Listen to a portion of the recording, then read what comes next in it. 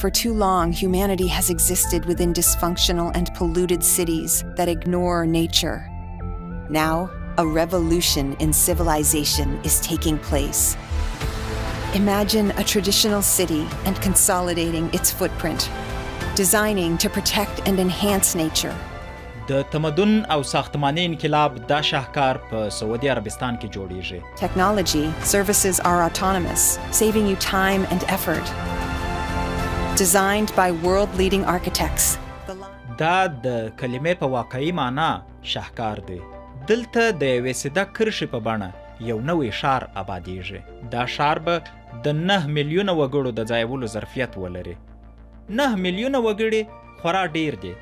د نارسمي شمیرو له مخې د کابل نفوس شاوخوا 4 میلیونه دی. معنا دا چې په دې ښار کې به د کابل نفوس 2 واره ځایږي. خو جالبه دا ده چې په دې ښار کې به د کابل غوندې د موټرانو ګڼه ګوڼه او د لارو بندیدل نه وي. نظم شهر را مختل ساخته، آلودگی را افزایش داده و مشکلات زیاد را در برابر ترافیک ایجاد کرده است. ځکه په دې ټول ښار کې به یو موټر هم نه وي او پر وړو وړو بلاکونو به ویشل سوی وي چې هر بلاک به خپل پلورنځي، خوړنځي، ښوونځي، روغتونونه او د ورځني ژوند د اړتیا وړ نور ځایونه ولري.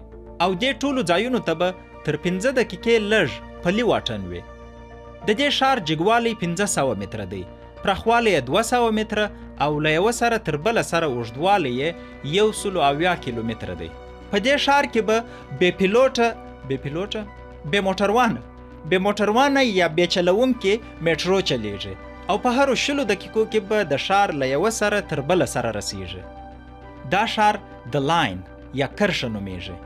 کرښه به له دواړو لورو په شیشه‌يي دیوالونو پوښلې وي او د دې ښار پر جوړولو شاوخوا $1 ټریلیون لګښت راځي. دا ښار د محمد بن سلمان د نوي شرکت نیوم لخوا جوړیږي. نیوم یعنی نوی مستقبل.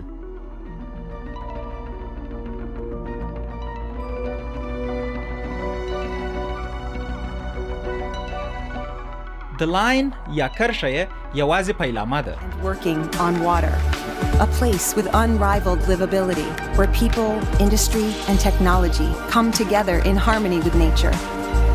This is the place where ideas can change the world. دا اکسیګان دی. اکسیګان بیا فقط یو صنعتي ښار او بندرګاه ده. دا تروجینا ده.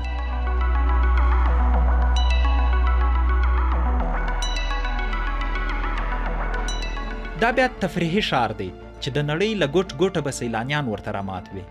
اکسیګان او تروجینا بیا نورې هغه پروژې دي چې د محمد بن سلمان دا نوی شرکت نیوم د پلي کولو په تکل دی. که وخت او بخت یاري وکړه د هغو پروژو په اړه به په نورو ویډیوګانو کې معلومات خپاره سي.